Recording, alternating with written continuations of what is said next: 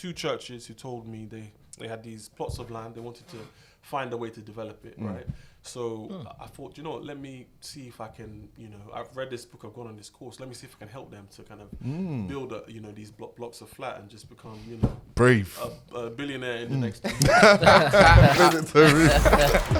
hope people are deep in how elite this guy is, because I mean, even to be thinking like that in your 20s and just the discipline, I'm just trying to imagine what was your. I know your faith plays what plays a part in that kind of side of it, like how are you able to do just that? being disciplined. Yeah, do you know what? Honestly, I think it is having a goal, right? I know it's cheesy, it's corny, everyone says it, but like I said to myself, and my brother, he quotes me all the time. I said, by the time I'm 30, I want three things. I want to be very wealthy. I want to be married. That was an important thing to me. And I can't remember the last one, actually. What was the third? I want to have a house, right? Okay. Just one house that I live in, which, has a everything. dream house kind of thing. Yeah, thing. exactly. Okay. So I said those three things. Those were my goals. And I had them written down on the wall. I listened to something by Arnold Schwarzenegger. He said... Arnold Schwarzenegger, okay. Yeah, he said literally, when he came to America, he literally had his vision. He put it down. He literally wrote himself £1 million check and he put it on his wall. And he sees that every day he wakes up. And there's something about that positive reinforcement. So for me, all those three goals were there on my wall. And, I think that encouraged me. That's kind of part of where the discipline came from my part. Yeah, and faith is a big part for me as well. But I like that. Did you see people around you that were on the same kind of wavelength as you, or would you say, like, I know you don't need to be humble, like literally was you the only one doing what you were doing, or did you see people around you except for your parents that was like, you know what, this is possible? One friend, okay, who I always bounce ideas off. So just that one friend. The majority of my friends maybe not so much, but I think on their own level, I mean, they were doing stuff. But there was just one specific friend who, whenever there was a business idea, we'd run it through. We'd kind of throw ideas off each other and stuff like that. But yeah, so I think that was helpful. But I feel like if you don't know people who are doing good things, definitely read about them, right? And that's what I did. I think that book I read and the one course I did was enough to tell me that, listen, I can do more, and these are the steps to get to where I wanted to get to. So yeah, that's how I... Okay, so obviously 1 to 5 properties just by saving. That was saving. So at this point, you hadn't really dealt with investors, that people loan agreements or stuff like that, or so at this point, that's right. This was all you based on hard work. Yeah. The first few, and then 2015 was where it changed. Okay, exactly. Talk us about the next step though. So you've got HMOs now. Like, how did you get into like developments, or what was like your first ever development that you done? Yeah. So the process for me was that 2015, I just couldn't find any properties, right? Okay. Because the yields were just gone. They were just, when I say yields, I mean like the cash flow I could make each year just didn't make sense. It didn't justify the deposits I was being asked to put down. Got you. So I said, okay, let me move into something else. Developments was there, and as I say, encouraged by my dad, I started looking at 2 developments. I go to church, and I had 2 churches who told me they had these plots of land. They wanted to find a way to develop it, right? So I thought, you know what, let me see if I can, I've read this book, I've gone on this course, let me see if I can help them to kind of build these blocks of flat and just become, brave, a billionaire in the next So what did I do? I literally sat down with these 2 pastors, right? I walked them through plans. I invested in architects, in solicitors, I think I paid for all of that. All of that, like £50,000 I spent. So that was your money that you... It was my money. I sold 2 houses. I didn't get there. Sorry, I like to jump. Yeah, please don't jump. Sorry, give us timeline. Bring me back. Okay, cool. How did you get to a point where you're selling that? What happened? Why did you sell? And I sold because I said to myself, you know what? There's other stuff out there, opportunities, land-wise, development-wise, but you need liquidity, you need cash. At that point, I didn't know how to convince people to give me their money. So I had to sell a few houses. I was lucky. As I said, I bought houses for 150 grand. They were worth 300 grand after only 3-4 years. So I was able to sell 2 of those, get a lot of cash out, and start investing in things. And the first 2 investments were these 2 churches, literally trying to help them to kind of monetize the land that their churches were on. They owned the land outright in most cases. Very speculative. Exactly. And what did it yield me? Nothing. 50 grand. Literally, I spent the money and the result was 0. Why? What happened? Did the pastor change his mind? Well, no. Stupidity on my part. Like I was, taking risks. I always say to people, back yourself and try stuff. But on that occasion, I think I was wasn't humble enough. I didn't realize that actually you need to do a bit more work. This is a new level now, right? So HMOs, buy-to-lets is one thing. Right. I'm jumping into it now. Developments big. Right? Planning permission, architect. There's so much more to it. Yep. I had no mentor, didn't speak to anybody. And I just thought, let me give it a go. Right. So I get there. I'm meeting with councils. I'm doing all these different things, and trying to get planning permission for these 2 churches, and it just didn't go through, right? Then at that point, I had a choice. I could have been like discouraged and said, I'm back to HMOs. Let me just look for properties up north and stuff, which are cheaper, which I did, by the way, and that flopped as well. But I explained that at the time. But eventually, I said to myself, do you know what? Okay, I'm gonna take a step back. The guy's book who I read, he kind of became a mentor a bit more. Okay. So kind of got a bit more involved with that. You reached out to him? Yeah, reached out to him. Okay. Nice. Because you done his course anyway, didn't you? Yeah, I did his course. So we had a little community of people. And I said to myself, okay, let me go back to basics. Understand from A to Z, how does it work? How do new builds work? And I decided, as I said, 2015, took time off work, drove up and down the A12 and from London to Essex, to meet people, landowners who had plots of land to sell, gardens, farms, whatever it might be. Found a guy called Bob. He had a side garden, which he got planning permission on. And it had planning permission, so there was no risk for me to take. Okay. So my lesson was that I should have just done that from the beginning. Taken a lower risk strategy to get into the same point, right? Yeah, so you're in the playing field. Like, just to confirm, so rather than look for sites that maybe hadn't got that sort of permission yet, you would find ones that already have it. Yeah. Okay. And exactly. And just in terms of like, in those times as well, was there any like, I don't know, advantages you had in terms of like, I don't know, permitted developments or like planning permission? Was it easier or do you have an advantage basically? In Not any really, sense? if I'm honest. Nothing in particular. Nothing in particular. Cool. So the permitted development side of things, I didn't really go down that route because that's more the conversions. I went down the new build plots with planning permission. So I literally drove up and down, found a guy who had planning permission, paid him, I told you I sold the houses, so I knew there was little risk. I got a solicitor involved. As I said, I engaged my mentor a bit more to make sure I was making the right decision. And I bought his plot of land. And at that point, I was, ready to get started. Okay. I found a builder, did like a beauty contest, like 3 or 4 of them came and told me what they're going to charge. Let me pause you that so we can just go back a little bit. Go ahead, yeah. So how did you find Bob? Like, where was you looking to find Bob? Like, was it your mentor that helped you? Was it Rightmove, or how did that work? There I only had access to portals, so now I use more things, but then I was just using Rightmove, a website called Plot Search, another website called Plot Finder, and another website called Essex News Live, which is what do you call these things? One of these subscription type websites. Oh, okay. Classifieds, that's the one, yeah. But based in Essex. So that worked well for me, and I found 2 plots. I made offers on both of them. His one was accepted, I needed to find. So I used the cash to buy the land, 80 grand, and then I needed funding to build the houses. And you mentioned this was someone's side garden, you said? Yeah. Okay. Before we get into how you raise the money for the refurbishment and all of that, we're going to take a quick break, and we're going to jump back in. All right, cool. Speak to you guys soon. All right, welcome back, guys, to the Property Strategist podcast. We're here again with Seun, as mentioned, of Soka Enterprise. We was talking about your first development deal. So you walked us through how you actually bought the property. You had to sell some properties to raise money to now buy that one. Now, obviously, you've bought the property now, or the plot of land. What next? Like, how did you raise money to kind of build it, and how did you have anyone around you? Because for me, it's like building land. Like, building is a big thing. It's a big thing. Do you know what I mean? How was you so brave to say, okay, cool, now let's go. Like, I'm going to build a house. Yeah. Well, I was equipped with the knowledge that once you have land with planning permission, there's implicit value in it, right? So you're going to find somebody who, if you own it outright, will give you a first charge, which is like, and give you the money to kind of develop it. So what did I do? I use Google. Let me be honest with you. It was my first step. I literally just went on Google. I said, find somebody. Development finance, something, finance, give me money. I've got this land outright. I just typed many things. And I found a few banks.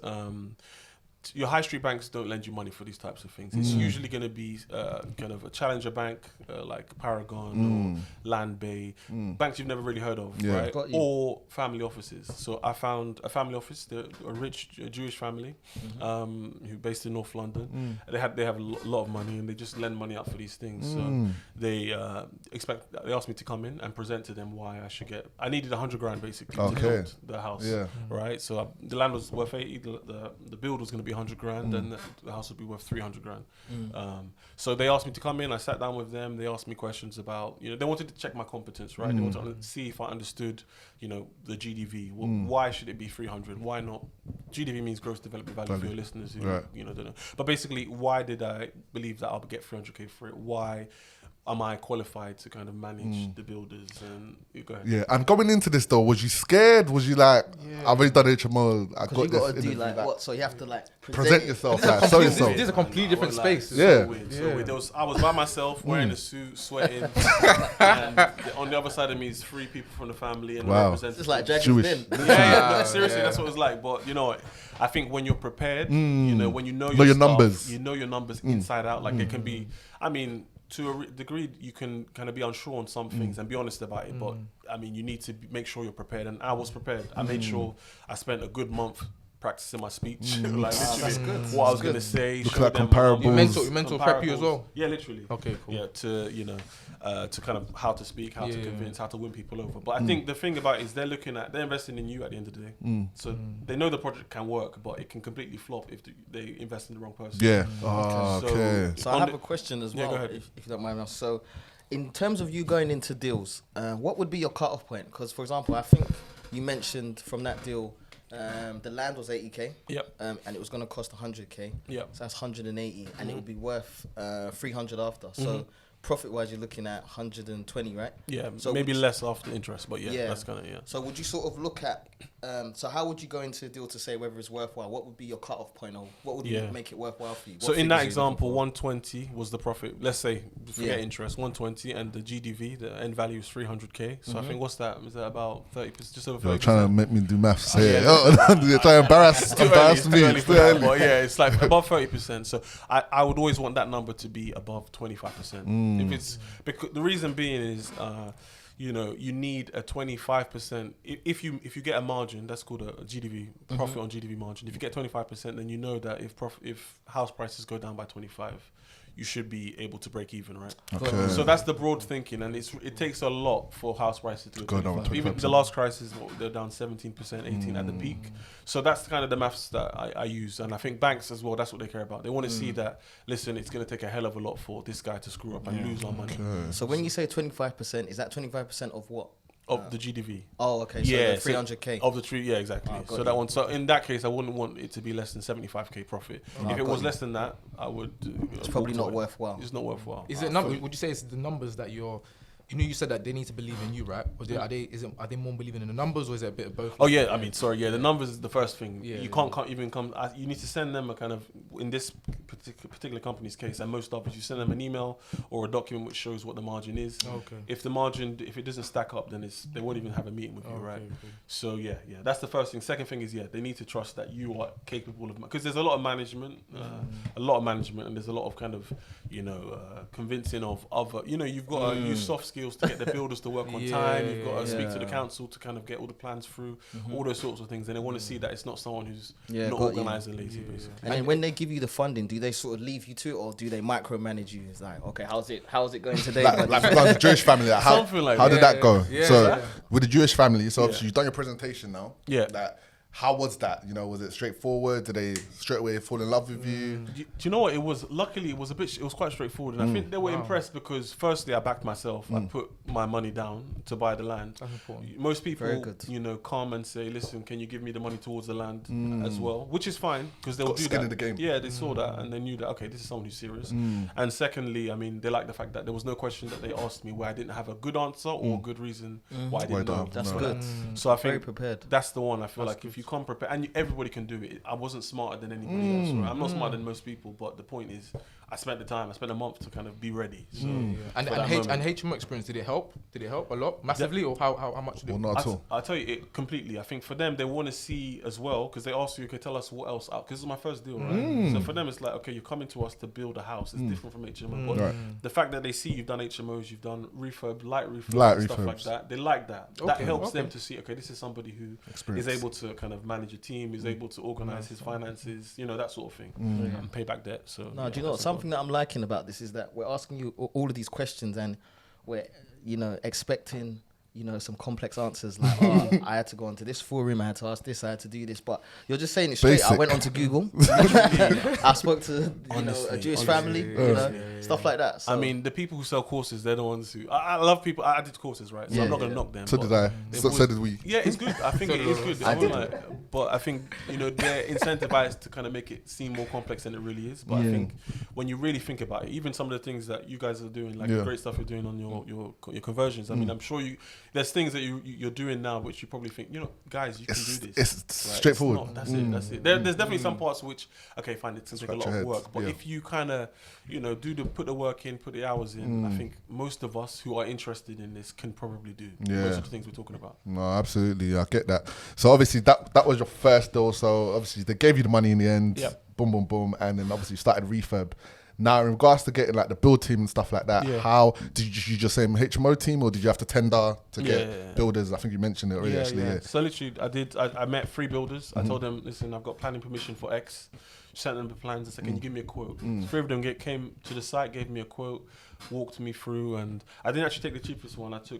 There were 3 quotes. Somebody came in at 150. Somebody came in at like 80 grand, and the guy I chose came in at 100K. Okay. He was younger.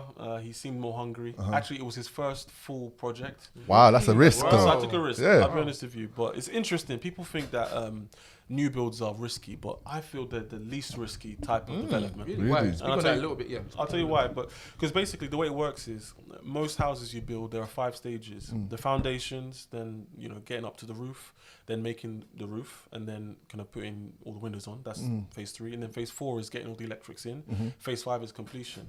And you only pay your builder at the end of each phase. Okay. So there's he's the one who takes the risk. Okay. So he does all the work. Foundation done. Payment. Before you get payment, the council have to come out. The building regs. Yeah, building regs come out. So the council come out. The Jewish family, they send a surveyor out before they release any money. Yes, Jordan. Right? Wow. Okay. So and you have to come and look and say you're happy. But if those, you got 3 different ways to get sign-offs. If all those 3 sign-offs come, that's the only time he gets paid. So for him, he takes all the risk. You take no risk. Yeah. Actually, because let's say you two fall out and he runs away. That's fine. You don't pay him his money and then you find. So you didn't, for example, for that deal or whatever. Yeah. You didn't have to pay anything up front for the builder to start. Nothing. That's crazy. Just a contract to say X, Y, Z. Something I'm actually learning from this is that if you're a professional and you do your work, then there's nothing that you can't do. Literally. There's nothing you can't do. Like, if you pattern yourself properly. It sounds like you just had a good plan. You sound like you just really had someone a strategy and a plan. And you did your studying before, so yeah. That helps. It helps. It's needed and it helps. But yeah, so literally nothing to pay up until that point. So for me, I can't remember the question, but basically the risks. No, I was just basically saying, like, obviously you didn't have to really pay them anything from the get-go, and then they done the work, here you go, is your money. Next stage, done the work, here you go, is my money. All the risk sits with the contractor. Crazy. They take all the risk and you take none. And whereas other forms of development, like refurbs, when I was doing those, they tell me give me 50% up front, or even your HMO, you got to do all the work to kind of get the house in order before you can get people in. So this for me, it's actually one of the most lucrative types of kind of property investment, but actually one of the lower risks ones. But then, so you were saying that why new builds are better. So why would you say that, like, just to go back, why would you say that the new build is better than, say, an older building? Okay. Because you create your profit on, with a refurb, they're great, and I still do them to a small extent, and I did them and they made good money. But the difference between a refurb and a new build is on a new build, on day one what your costs are, and you set a fixed price. Whereas on a refurb, I think one thing most people find is when you start, it's one price, and often it goes higher, and it's always increased, always more. Because this wall might be. I've never seen it cost less before. That's it. You have a guesstimate, but it always. But that's interesting because obviously, like you said, with old buildings, something you might have not seen it until you start ripping stuff out. Lifting the floorboards. Taking. But obviously, with a new build, there's nothing there anyway. You're building from scratch. So if you do all your investigations before you purchase, you know your cost. So you know your cost, you know the GDV, so you know on day one what profit you've created, right? And as long as the GDV is the only thing that can fluctuate, the value of the house, it's the only thing that can fluctuate. You can't help that. Yeah, exactly. And same thing with refurb. But here, so for me, actually, day one you've created a profit pool, and you know what that's going to be. You can either sell it or refinance it out and do what you want with the money. So for me, I just feel like it's a great way. I think all property investment is good. I think this is a really good way. Sounds amazing. I would love to literally go through every single one of your property deals. Obviously, you ain't got time. But obviously, okay, so you've done the first one. Now you completed it. Yeah. hooray, you're happy now, you're done, you know, it's built from ground up. Now, did you sell? Did you refinance? Yeah. What did you do with that one? I refinanced it out. Okay. So basically, so it was 180k that I put in, right? Well, I put in 80, the bank put in 100. Refinanced, I got 190 out, so and equity left in. So I've got a tenant in and I got 10k out. So it's almost like you're getting paid your deposit, if you know what I mean. Yeah. It's kind of weird because basically it's a house that I own, but there's none of my money in there. right? Yeah, so it's almost like you've done all of this work and you haven't paid anything for You it. haven't paid. You actually get gained. Yeah, you actually getting paid 10k. Right. Yeah. So it's sort of like a no money down deal. They would say. Exactly. They love that line, innit? The courses. They No love the money courses. down That's to. the one. Okay, So cool. it worked out. So I kept that one, and yeah, on that one. So you got tenants in, you saying, for that got a one? tenant. They've been in there for 5 years now. No, Yeah, wow. yeah, So obviously done the working first one, well. feeling like the man, like what next? Like what did you do next? What should I say? Yeah. So I just kept on the process, like sourcing. Like sourcing is the hardest part. Yes, To yes. be honest. Yes. So I decided from my course, the few ways they said, you know, this is the best ways to source. The first way was, you know, portals, right move. Guys, listen up. One I This mentioned, is important. Yeah. literally, that was the first way. All your portals, but I was really like methodical about it. So I set up alerts. So I'm always the first person to call the agent when an alert comes to me, rather than doing what everyone does. 90% of people go on Rightmove and they just type in, "This is my area," search. Can't and see they anything go in it. through, Yeah. Right. But if you get alerts sent to you, it comes to your inbox straight away when it goes on Rightmove. You're the first one to call, and you're most likely going to be the one who resonates with the agent or whatever. So that's the way. That's the one route. The second route was developing relations with agents. So went for coffee, Christmas cards, do all that sort of things with agents. Like get involved in their life. How's Bobby? How's the kids? You don't care. But you gotta do it. Just asked it for the sake of it. That's it. So that was the second way. Just really get strong relations with agents. And the last 4 deals I've done, so we've done 25 units since, and since that time, I would say 20 of those units we've built have all been through one guy. And that was That's amazing. from Wow. one coffee. I remember it till today. One coffee I had in Colchester, in Costa, with that guy in 2016 or 17. Crazy. All these deals come through him. Wow. So this thing works. It works. Relationships are honestly, and the thing about him is before he puts the deal on the market, he'll Shouts give you. me a call. Are you interested? If it's the wrong price, I'll tell him no. If it's the right price, I'll be please put my offer forward. And most of these deals, you know, he won't put on the market. He'll go to a handful of developers that he likes, and he knows they're good for it and won't embarrass him. We're right? embarrassing. That's it. But yeah, so that's the second way. Okay. The third way is direct to vendor. So I literally send letters. Literally I've got a VA. She's based in the Philippines. She's amazing. She sends 200 letters for me a month to people on directly, because I literally use these planning portals. You know, you've got applications for different plans, like people who build 10 houses on their old farm or disused nursery, whatever. They'll put it in that planning application. They've got to put their address and the details. So she'll rip all that information off for me. She'll put it in an Excel file. I'll upload that to a website called Stamp. If anyone's interested, it's STAMP. That she uploads it, maybe 200 names a month. Yeah. I send that out, and it's kind of. It kind of picks all of the information off and kind of sends a personalized email to these people. A letter to their inboxes. There's no email address. That's elite. That's elite. That's it. And That's sorry, it. can I just ask you that in terms of the ratio? So you said how many on average you need to send before you maybe get a good response? So let's say Out of 200 a month. I'll be honest with you. So I've sent. So I started this in like February last year. I've probably sent 900 letters. 900 letters at a cost of probably, I don't know, £1,000 since then. So not a massive number, and I've probably got only two strong leads. Two strong leads, and one has, one has gone through. It's gone through, right? So it's Numbers game. It's a numbers game. It's a numbers game, and it's the biggest deal we've signed to date, right? So literally, it's 41 units. I saw that one on Instagram. Yeah, from a letter. So for me, £1,000 for that It's sort worth of deal, it. it's literally worth it, and that's it. Perseverance, honestly, I think. So before we round up, I was going to ask you, just before we start speaking of, maybe lessons learned, you've already spoken about some with the church, how you invested 50k and it didn't really pan out, and how you invested up north and it didn't really work out. So we'll ask you a bit more just in terms of lessons learned. But my mind just went blank. No, what I'll probably say though, before you even get into whatever your mind went blank to, is in regards to Starstruck. obviously your first deal, you spoke about how the way you raised money was you went on Google, blah blah blah. You was able to get the Jewish family. Yeah.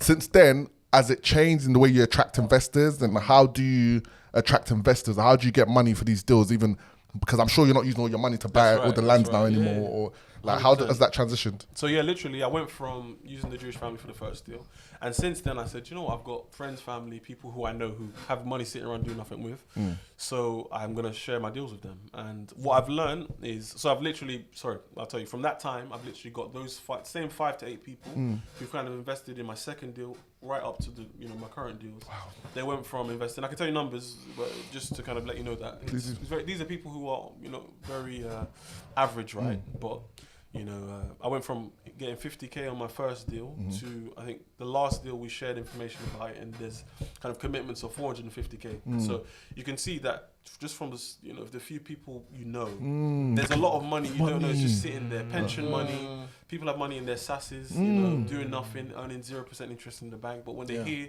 you're a reliable and kind of competent expert in whatever product you're trying to sell, they're ready to part with their cash. So so that's what I'm doing now. I literally share my deals. I can remember, by the way, what I was gonna ask. Can I ask something just before? I mean, it's up to you. I might forget again, so it's up to you. Let me go for it quickly, But I just want to know, for example, if you could start again, would you be doing the same thing you're doing now? How would you approach it, basically? What strategy would you be doing? Would you go for straight away, based on the knowledge you have now? I think I would have I would have used the same progression. I feel like it was a good thing for me to kind of get my feet under the table with HMOs, light refurbs, single lets. That was good for me. What else? No, I don't think I'd change that. I think what I would have done, I would have quit my job sooner, basically. I quit in August, actually. In August 2020. Crazy time. Wow. It wasn't an easy decision, honestly. But yeah, I'm good friends with my boss, and I decided I had to. That's good. That would have been what I've done differently, definitely. Okay, cool. I got 2 questions. First of all, I was going through your Instagram and I saw GDV 1.5 mil on like numbers. One of your deals. So I was just wondering, can you just tell us in terms of figures what kind of profits you're looking at from something like that? Yeah. So on a 1.5 million deal, if using the maths, I said 25% of profit to GDV. What's that? You're testing my maths now. Yeah, how dare you? 300k or something like that is 25%, or 405. That's really good. So that's profit before interest, though. So on a deal like that, you're gonna probably get let's say the build cost is £1 million, right? Let's say the build cost is £1 million, and the land value, in this case, I'll give you the specifics. The land value was 500k. The build cost was 550. So overall, I called that the build cost to get it was about £1 million, right? Interest was probably about 150. Profit 300k. On that, you're gonna put a deposit of about, on the 1.1 million of build and land, you're gonna put probably about 10 to 20% deposit, 200k down. So for that 200k deposit, you're gonna get a 300k profit. Slightly less after interest. So you're talking about 2 times your money, which is that's good. Which is decent, Yeah, it's not that's too bad. really good. And sorry, my last question.